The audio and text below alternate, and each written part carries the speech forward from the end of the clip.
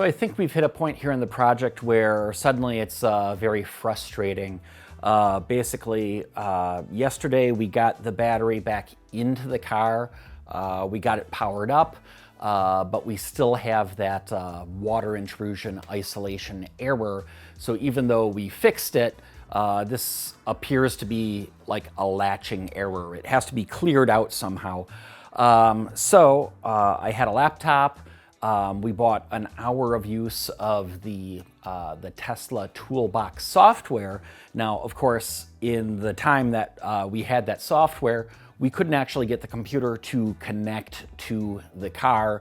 Very frustrating.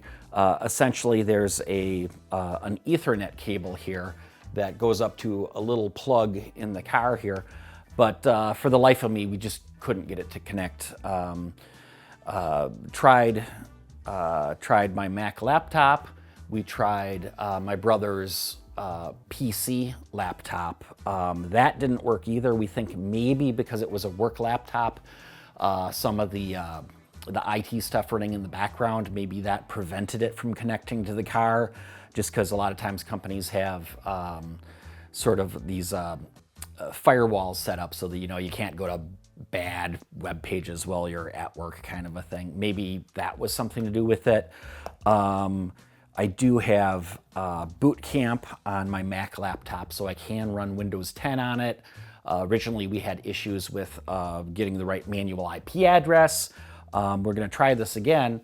And then last night, we even had help from a third-party Tesla repair guy remoting in with the Tesla Toolbox software, and we worked on it for like a solid hour with him. Could never connect to the car. So at this point, I got a car up in the air. It's taking up garage space. I can't drive it, and we're not quite sure what to do next. So kind of the frustrating part here. So there's your update for now, but tune in next time. Hopefully it'll be a little more cheerful, because we'll somehow have figured this out. That's the plan anyways.